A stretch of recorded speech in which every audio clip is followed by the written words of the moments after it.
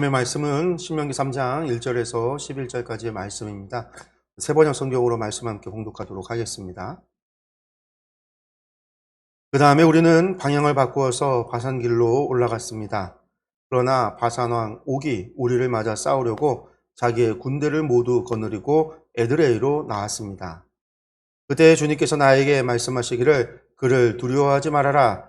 내가 그와 그의 온 군대와 그의 땅을 너희 손에 넘겼으니 전에 헬스본에 사는 아모리 왕 시온을 무찌른 것처럼 그를 무찔러라 하셨습니다.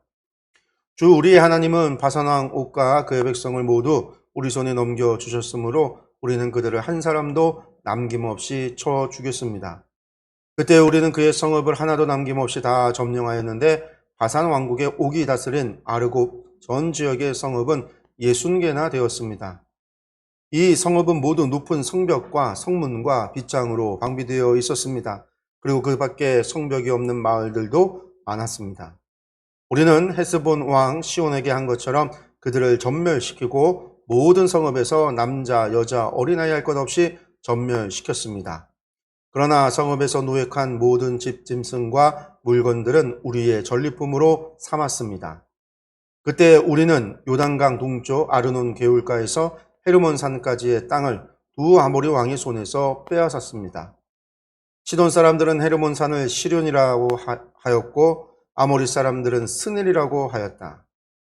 우리가 빼앗은 땅은 고원지대의 모든 성읍과 온 길앗과 바산의 온 땅과 고 바산 왕 옥이 다스리는 성읍인 살르가와 에드레이까지입니다. 르빔 족속 가운데서 살아남은 사람은 오직 바산 왕 옥뿐이었다. 쇠로 만든 그의 침대는 지금도 암몬 자손이 사는 라빠에 있다. 그것은 보통 자로 재어서 길이가 9자요 너비가 넉 자나 된다. 아멘.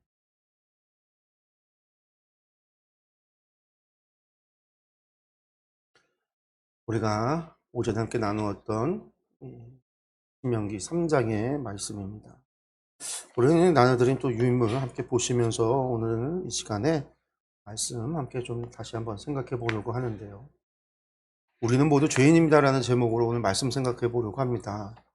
특별히 오전에도 좀 말씀을 드렸지만 말씀을 읽다 보면 마음에 불편한 것들을 발견할 때가 있는데 불편할 때가 있는데 그 가운데 오늘 말씀을 읽어도 그런 불편함을 발견하게 되죠. 그게 뭐냐면 바산왕 옥, 이 바산 지역을 정복함에 있어서 남자와 여자 그리고 어린아이까지 전부 다 진멸하여 죽였다라는 말씀입니다.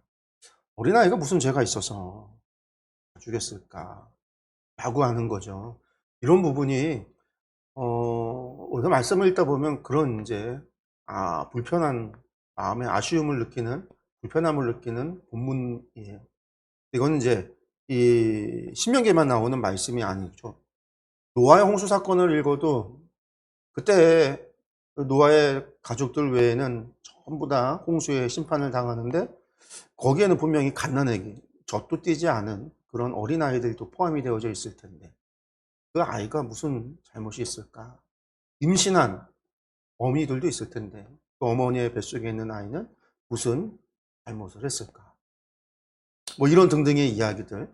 여호수아서를 읽으면 가나안 정복 전쟁을 진멸 전쟁 다 진멸하라라는 말씀 앞에 그 땅에 대한 진멸이 거의 어린아이, 노약자, 특별히 이제 어린아이들 같은 경우에 그런 억울한 것이 아닐까라고 하는 그러한 생각들을 갖게 돼요. 이건 이제 신앙을 오래 한 사람들도 그런 본문을 볼 때 누군가가 질문을 하면 대답하기가 좀 껄끄러워요. 대답을 잘 못합니다. 그런 것들에 대해서.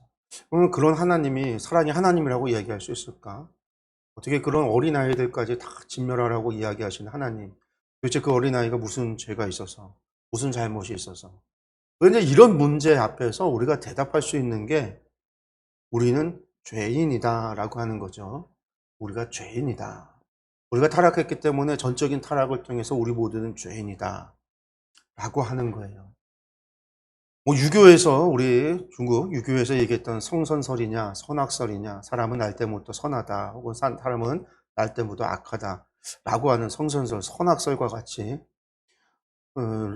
관점에서 본다면 우리가 이 주장은 하나님의 창조는 우리를 선하게 창조하셨지만 인간의 타락으로 우리는 악하게 되어졌다라는 거고, 그것이 대물림이 되기 때문에 아담과 하와 이후로 이 땅에 태어나는 모든 존재는 다 악하다라고 우리가 이야기를 하죠. 죄인이다라고 이야기를 합니다.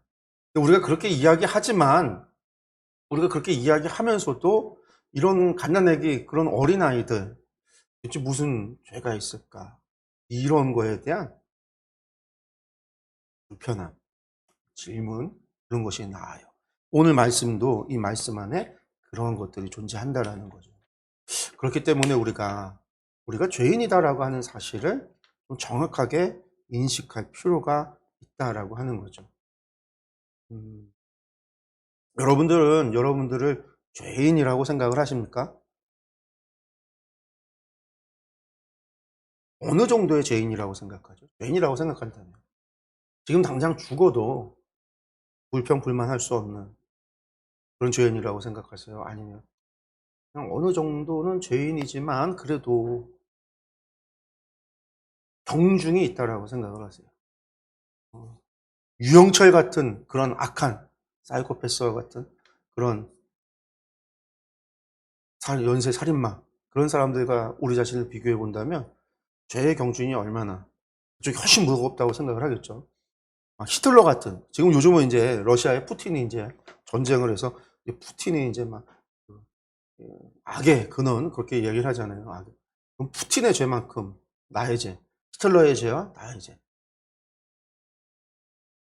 김일성하고의 죄와 나의 죄, 어느 정도의 경중입니다.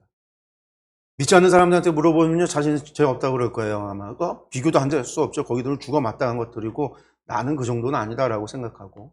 근데 우리 안에도요, 사실은 나는 죄인입니다라고 하는 생각이 있지만 그 안에 사실은 나는 죄가 별로 없다, 나는 죄 없다까지는 아니더라도 나의 죄는 가볍다, 그래서 남들보다 나는 좀 낫다라고 하는 생각들을 갖고 있는 사람들도 참 많다라는 거예요. 근데 죄라고 하는 거는 과연 경중이, 하나님 앞에서 경중이 있을까? 고민해야 되는 부분이에요. 예전에 제가 이제 성경 공부할 때 이야기했던 부분이기도 한데.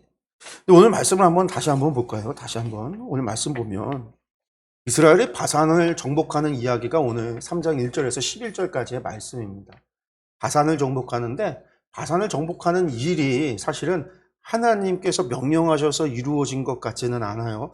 왜냐하면 우리 민수기나 신명기에 전부 다 그냥 바산으로 올라갔다라고 되어 있지만, 유대 미드라시와 유대의 다른 역사를 보면 바산에 오기 먼저 전쟁을 준비를 해서 이스라엘을 향해서 압박을 하는, 왜냐하면 시온과 바산이 동맹 관계에 있었기 때문에 그런 전쟁에서 그 바산이 전쟁에 참여하는 그런 이제 순서로 되어진 것 같습니다. 그것도 이제 신명기서를 보면 나타나는 게 그거잖아요. 이 헤스본 왕 시온, 이 아모리 왕 시온을 정복하게 될 때는요, 하나님께서 오늘 신명기에서는 먼저 공격하라고 그랬어요. 그 땅을 너희에게 줄 테니까 너희가 그 땅을 정복하라. 내가 그 땅을 너희에게 유업으로 주었으니까 너희가 그 땅을 정복하라라고 하나님께서 먼저 말씀을 하세요.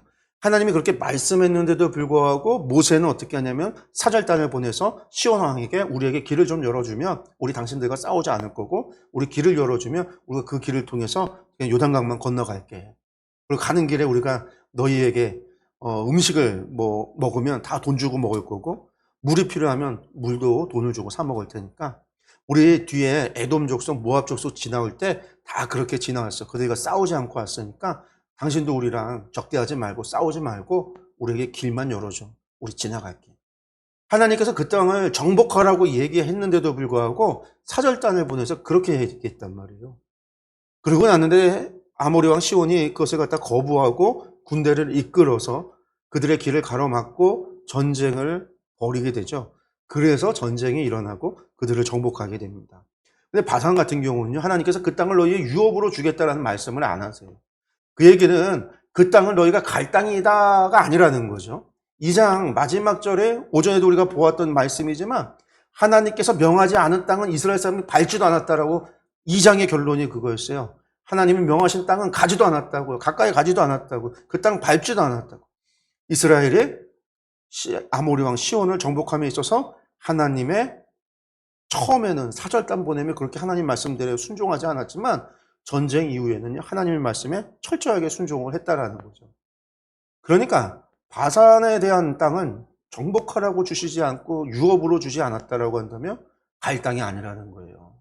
그러니까 전쟁이 이스라엘의 입장에서 먼저 벌인 전쟁이 아니라 그들이 전쟁을 일으킨 거예요. 바산이 먼저 공격을 한 거라는 거예요. 그리고 요 사이에 우리가 기억해야 되는 것이 있습니다. 하나님께서 시온 왕을 물리침으로 인해서 어떻게 한다고요? 모든 민족이 이스라엘을 두려워하도록. 그 얘기는요, 이스라엘과 함께하는 하나님을 두려워하도록. 그래서 하나님을 섬기도록. 이게 하나님께서 전쟁을 허락하신 이유와 목적이에요. 물론 그들도 아모리 족속이었던 그들에 대한 죄에 대한 심판의 의미도 있지만 심판의 의미 플러스 하나님을 알고, 마치 애굽에서 10가지 재앙을 통해서 여호와가 하나님 되심을 알게 했던 것처럼. 그래서 라합이 고백을 하잖아요.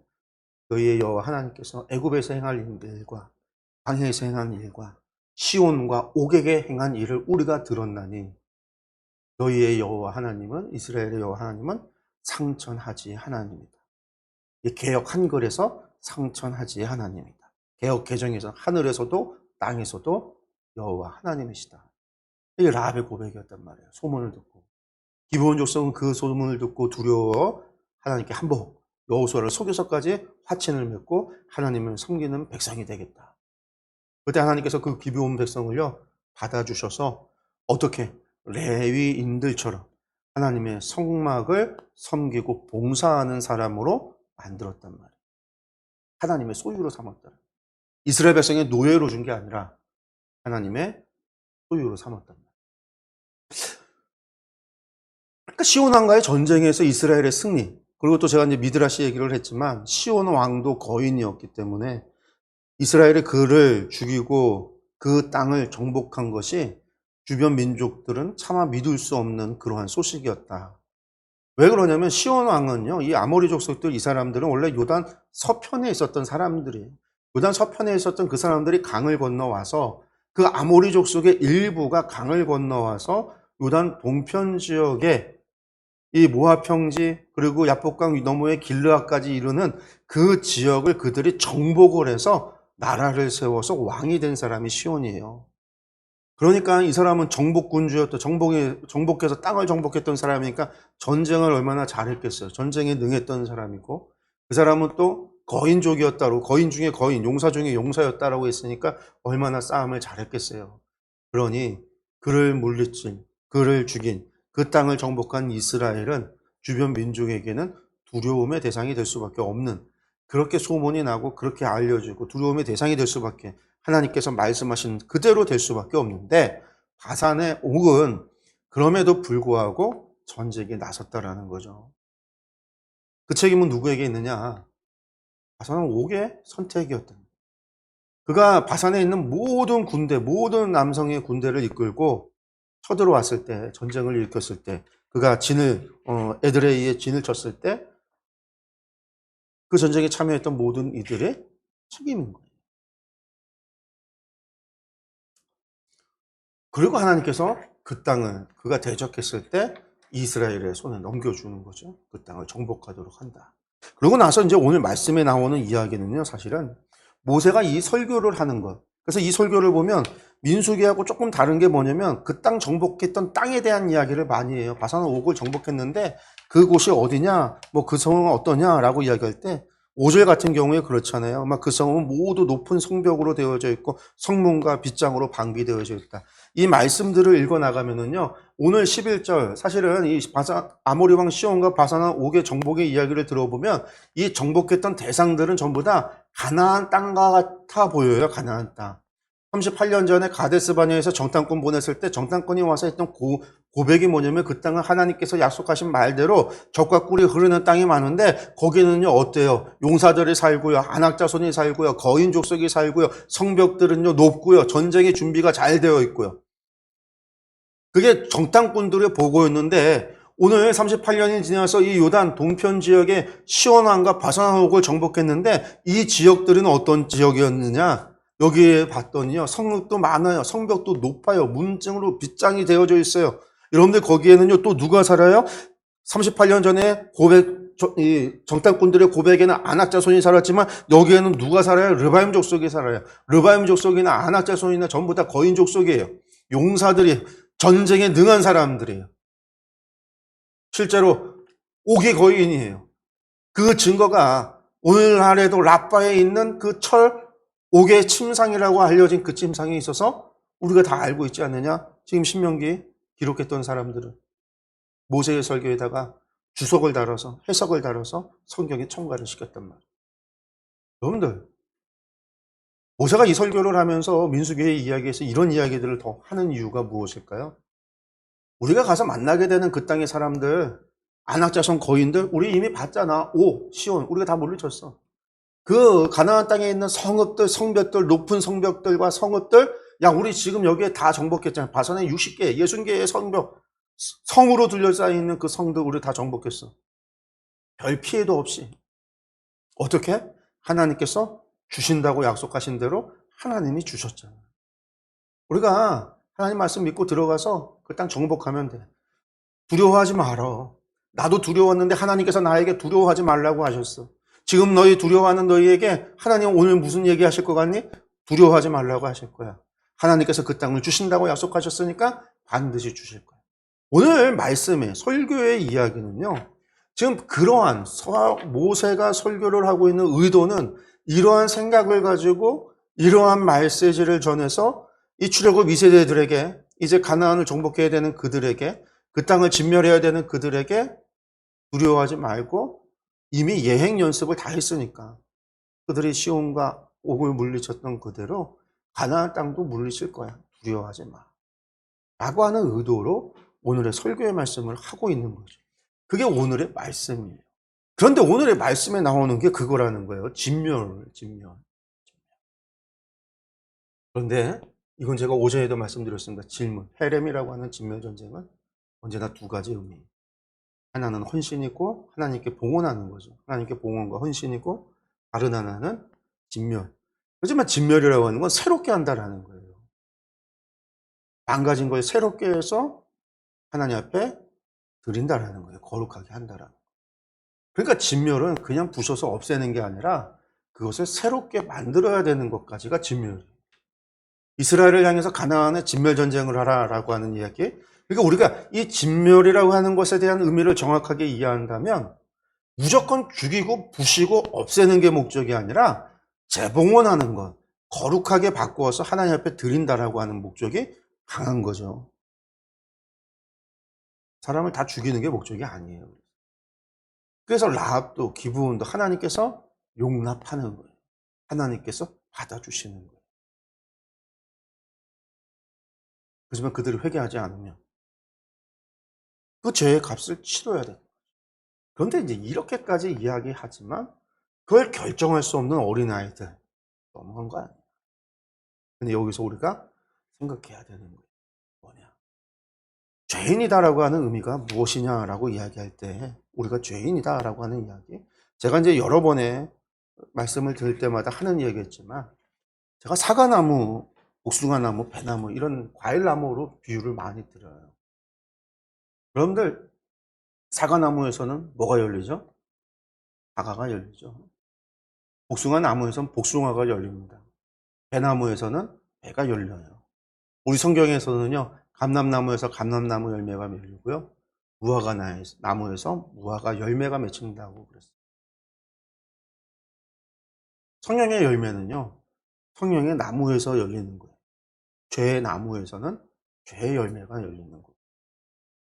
그러니 이것을 새롭게 하기 위해서는요, 죄의 열매가 성령의 열매가 되기 위해서는 죄의 나무가 성령의 나무로 바뀌어야만 돼요. 근데 어떻게 바뀌죠? 나무는 바뀔 수가 없어요. 이게 중요하죠. 나무가 어떻게 바뀌어요? 나무를 뿌리채 뽑아내서 버리고 거기에다가 성령의 나무를 심어야지만 되어지는 거예요. 여러분, 이것이 헤렘이라고도 말할 수 있어요. 진멸. 새롭게 해서 하나님. 그래서 하나님의 심판이 최후의 심판인 계시록의 마지막을 보면 20장에 가서 보면 하나님의 심판은 뭐예요? 새 창조라는 거죠. 이 땅의 모든 것을 새롭게 하신다라는 거예요. 새롭게 하신다. 그래서 새 하늘과 새 땅. 신천신진 거죠. 신천신. 이거 신천신지를 갖다가 이제 신천지 이단이 가져와서 신천지. 이 신천지가 나쁜 의미가 아니란 말이에요. 새 하늘과 새 땅이라는 의미. 너무나 중요한 우리의 소망인 건데 이단이 그걸 써갖고선 아주 우리가 입에도 담기에 그냥 불편한 언어가 되고 말았는데.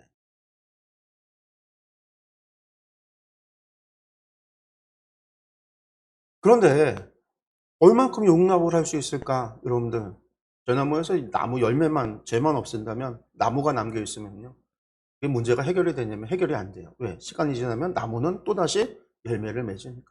아, 그럼 가지를 다 쳐버릴래. 나무에 가지를 쳐버렸어요. 남아났단 말이에요. 기둥을 남겨놨어요. 그러면 어떻게 될까요? 그러면 거기서 성령의 열매가 열릴 수 있을까요? 안 열려요. 가지가 또 자라고 나면요, 또 죄의 열매가 남겨요. 그래. 그 나무 밑둥을 자를래. 그 나무를 갖다가 중간을 갖다가 잘라버렸어요. 그러면 성령의 열매가 거기서 자랄 수 있을까? 성령의 나무가 될까? 안 돼요. 왜? 루터기에서 또다시 가지가 나면요, 거기서 열리는 건 죄의 열매밖에 없어요. 그 나무가 사라지지 않는 이상은, 그 나무가 바뀔 수는 없으니까 나무를 뽑아내서 성령의 나무를 새로 심지 않는 이상 그 땅에선 죄의 열매만 남는다고요. 죄의 열매가 있는 이상, 나무가 있는 이상. 이런 문제 때문에, 이것 때문에 사도 바울은 뭐라고 하냐면 우리가 그리스도와 함께 죽는다라는 말로 표현하는 거죠. 우리가 죽어야, 그리스도의 부활과 함께 우리가 다시 살아야, 우리가 성령으로 말미암아 다시 살아야 우리는 성령의 열매를 맺을 수 있는 성령의 사람이 될 수 있다라는, 우리 다는 죄인이다라는 것은 우리는 죄의 나무와 같다라는 거죠. 죄의 결과인 열매가 있기 때문에 죄인이 아니라 우리는 태생이, 우리는 종자가 그냥 죄의 나무다라는 게 우리가 성경에서 우리를 향해서 타락을 통해서 이루어진 죄인이다라는 의미예요. 우리가 할 수 있는 모든 것이 그래서 죄밖에 없다라는 거죠. 죄 나무에 어떤 노력을 가한다고 해서요, 좋은 물을 넣고 좋은 거름을 주고 좋은 햇빛을 비추고요, 그리고 좋은 음악을 틀면요, 많은 과일을 맺겠죠? 근데 그런 걸 좋은 걸 한다고 해서 많은 과일이, 죄나무에서 열리는 과일이 성령의 열매가 맺히진 않아요. 열매를 결정하는 것은 주변의 환경이 결정하는 게 아니라 종자가 결정하는 거예요. 근본대가 무엇이냐가 결정하는. 우리가 죄인이기 때문에 우리가 열매 맺는 모든 것은, 우리에게서 나오는 모든 것은 죄일 수밖에 없다는 거예요. 이게 성경에서 말하는 죄인이에요. 우리는 날 때부터 죄인인 거예요. 어머니 뱃속에서부터 우리는 이미 다 죄인인 거예요. 죄인으로서 생겨난 거예요. 단지 작은 새싹일 수 있어요. 작은 새싹 순일 수도 있어요. 그러나 그것이 자라서 열매 맺을 때는 죄의 결과만이 나온다는 거예요. 그것을 없앨 수 있는 유일한 방법은 태워 없애는 거예요. 뿌리째 뽑아서 없애는 거예요. 그 토양에 성령의 열매를 가져다 심어야 되는 거예요. 이게 어떻게 돼요? 주님의 십자가의 죽으심과 성령님의 역사를 통해서 이루어지는 거죠. 우리는 할 수 없지만 하나님께서 믿는 우리의 믿음을 통해서 이루시는 역사인 거죠. 그리고 또 한 가지 알아야 되는 거, 우리가 경중을 얘기했어요. 맞아요. 사실은 경중은 있어요. 우리가 유영철보다는 착하잖아요. 김일성보다는 우리가 착하잖아요. 저 히틀러보다는 낫잖아요. 푸틴보다는 낫죠. 우리가 저 믿지 않는, 세상에 믿지 않는 사람들보다는 낫죠. 우리가 하나님을 예배하고 찬양하고 경배하고 드리는 우리 성도들이 그래도 믿지 않는 사람들, 우상을 섬기는 사람들, 저 천공 스님 같은 것들 따라가는 그런 인간들보다야 우리가 100배, 1000배 더 나아요. 맞아요. 100배, 1000배 낫지만 그래도 우리는 죄인이에요. 하나님은요, 거룩에 있어서 완전하시다라고 그러죠. 우리가 하나님이 거룩하시다라는 의미가 거룩에 있어서 완전하시다라는 거예요. 우리는 그것을 100%라고 이야기한다고 한다면요, 100%와 99%는 다른 거예요. 100%와 99.9%도 다른 거예요. 99.9999%도 다른 거예요. 숫자상에는요, 뭐 그냥 반올림하면 비슷하다 이렇게 표현할 수 있을지 모르지만 하나님의 완전한 거룩에 있어서 비슷한 거는 있을 수 없어요.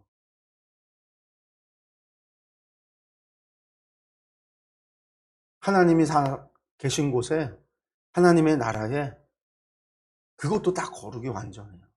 100%라는 거예요. 만약에 거기에 0.1%의 악이라도 있다라고 한다면요, 그거는 완전하지 못한 거예요. 그렇게 하나님의 나라에 죄는 용납될 수 없는 거예요. 제가 예전에 많은 예화로서 말씀드렸던 것이 있어요. 생수가 있는데 여기 생수에다가 여러분들 청산가리는 한 방울 떨어뜨렸어요. 아니 여기 생수가 1리터가 있는데 아무리 작은 한 방울이라도요, 독약을 한 방울 넣으면요, 이 물은요 완전한 거 아니에요. 마실 수 있는 생수가 아니에요. 마실 수가 없는 물. 1%라도, 한 방울이라도. 여기에다가 한 바가지를 붓던, 10방울을 떨어뜨리던, 한 방울을 떨어뜨리던, 이미 거기에 들어가면 생수로서의 자격을 잃게 됩니다. 그렇기 때문에 하나님의 나라에 죄인은 경중의 문제가 아니라 존재의 문제인 거예요. 많고 적음의 문제가 아니라 존재의 문제인 거예요. 그래서 죄인이 하나님을 보면 죽는다라는 얘기가 존재의 소멸을 말하는 거죠. 하나님의 거룩하기 때문에. 그 거룩한 곳에 부정한 것이 있으면, 악한 것이 있으면, 죄가 있으면 당연히 그것이 하나님의 거룩을 침범할 수밖에 없어요. 거룩하다라고 할 수 없잖아요. 하나님의 거룩 때문에 사라져야 되고 없어져야 돼요.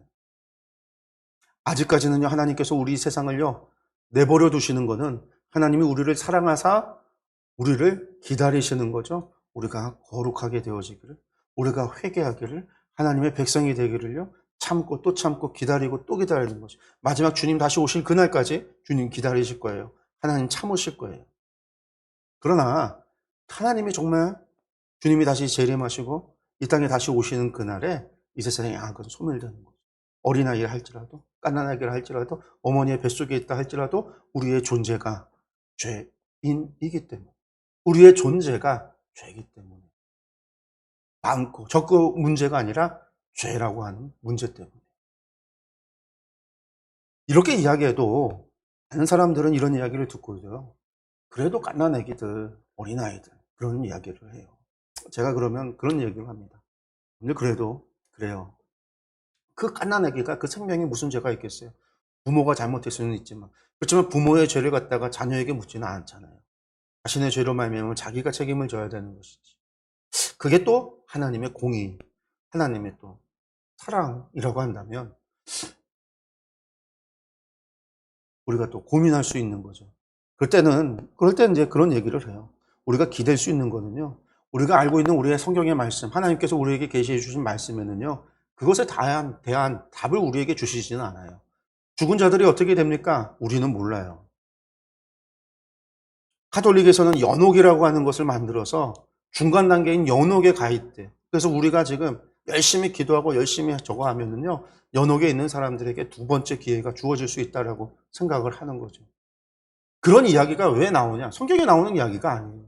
교리를 그렇게 만드는 거는요, 하나님은 사랑이시다라고 하는 것을 신뢰하고 하나님 사랑하시는 하나님의 긍휼에, 하나님의 자비하심에 기댈 때 그런 연옥이라고 하는 교리를 만들어낸 거죠.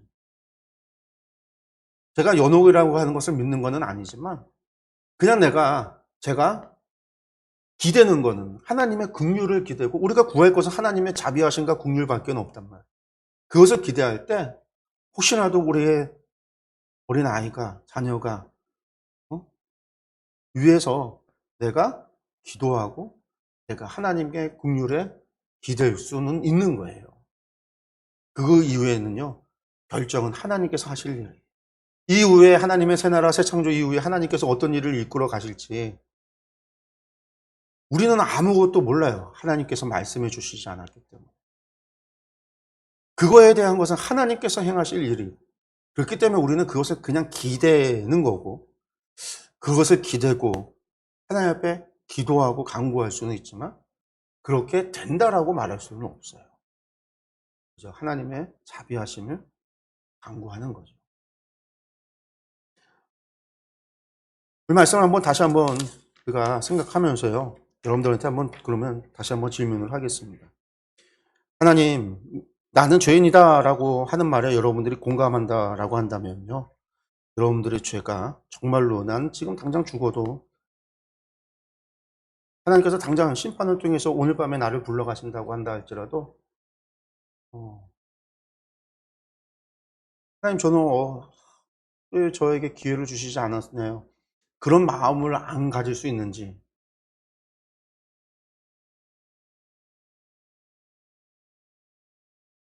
그것이 나에게 내가 정말 그러한 부분에 있어서 내가 죄인이다라고 하는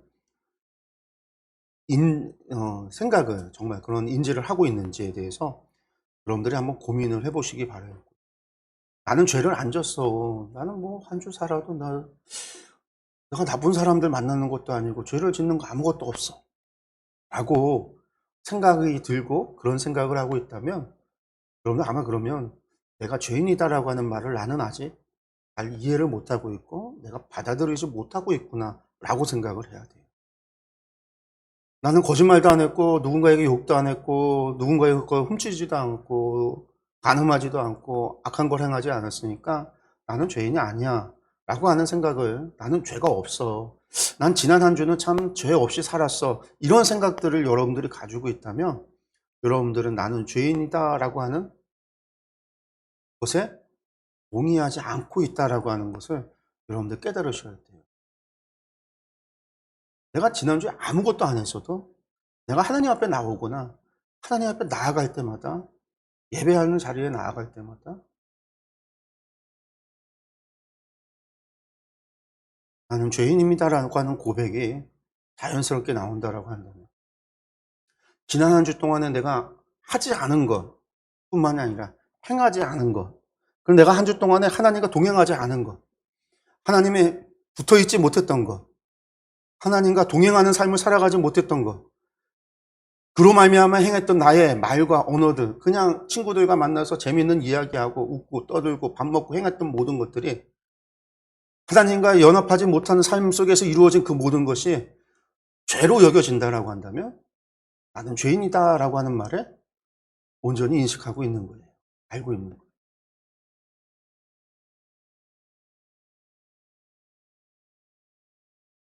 왜 그러냐? 나무에 물을 주면은요. 죄나무에 물을 주면 죄나무는 뭐가 되죠? 열매를 맺어요. 여러분들 밥을 왜 먹어요? 밥 먹어서 뭐 하게? 밥 먹은 결과가 뭐예요? 죄의 열매예요. 여러분들 공부를 해요. 공부의 결과가 뭐예요? 열매가 뭐예요? 죄의 열매라니까요. 하나님과 동행하지 않고 하나님과 떨어져서 분리되어져 있는 내가 행하는 공부가 내가 행하는 밥을 먹는 게 내가 행하는 운동을 하는 게 내가 지금 숨쉬고 살아가는 게 여러분들 그게 죄의 결과라고요. 죄의 나무에서 나오는 죄의 열매로서의 결과. 그 모든 게 죄다라는 거예요. 내가 어디 가서 욕을 하고 거짓말을 하고 훔치고 그걸 해서 죄가 아니라 존재가 죄다라고 하는 거. 죄 나무다라고 하는 거. 여러분들 이게 의미하는 바가 무엇인지를 정확하게 알아야 돼요. 사도 바울은 도대체 무슨 죄를 져서 나는 괴수 중에 괴수라 죄인 중에 죄인 이런 고백을 했을까? 과거에 지었던 죄 때문에요. 오호라 나는 공고한 자로다. 죄의 절망인 거죠. 우리 존재의 절망인 거예요. 그래서 한순간도 한시도 하나님의 은혜가 없이는 주의 은혜가 없이는 주님의 그 십자가의 은혜가 없이는 살 수가 없다라는 거예요. 주님의 십자가의 은혜가 아니고서는 우리가 죄로부터 자유함을 얻을 수 없다라고 하는 거.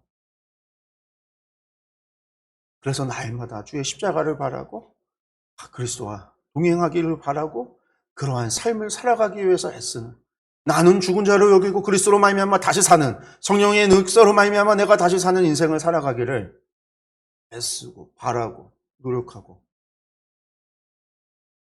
사도 바울이 우리에게 이야기하는 로마서에서 말하고 있는 구원의 의미, 구원받은 성도의 삶의 모습입니다. 여러분들 이러는 것에 대해서 기억했으면 좋겠어요. 어린아이가 죽었습니다. 그래요. 맞아요. 그러나 하나님께서 행하신 일에 생사화복을 주관하신다는 하나님께서 행하시는 일에 불의한 것은 없어요. 가난 아이가 죽었어도, 엄마 뱃속에 있는 아이가 죽었어도, 그 생명을 거두었어도 하나님의 공의 한 점 흐트러짐이 없어요. 하나님의 행하심은 언제나 공의롭고 거룩한 거예요. 그때 우리가 알 수 있는 거는요, 하나님의 자비하심과 긍휼하심에 기대는 거예요. 그리고 또한 내가 최선을 다하여 하나님을 섬기고 내 가정에, 내 아이들에게, 내 가족들에게 그러한 일이 안타까운, 억울함이 아닌 안타까움이 없도록 내가 뭘 해야 될까요? 복음을 전해야 될 의무와 사명이 있는 거예요. 그래서 세상에는요, 억울한 죽음은 없습니다. 하나님께서 행하셨던 일들 가운데 억울함은 없어요. 단지 안타까움은 있어요. 안타까움. 우리의 죄로 말미암아, 복음을 전하지 않은 우리 죄로 말미암아 이루어지는 안타까움. 그 안타까움 때문에 하나님의 긍휼을 혹시 하는 마음. 우리가 그런 마음을 여러분들 가지셨으면 좋겠습니다. 우리 모두는 죄인입니다. 저도 죄인이고 여러분도 죄인이고 우리 모두는 죄인입니다. 어떤 큰 죄를 졌다 해서 죄인이 아니라 우리가 존재가 그러하다라는 것. 존재의 문제라는 것. 여러분들, 저와 여러분이 존재의 문제가 죄라고 하는 문제를 가지고 있다는 것. 여러분들 이것을 기억하시기 바랍니다. 기도하겠습니다.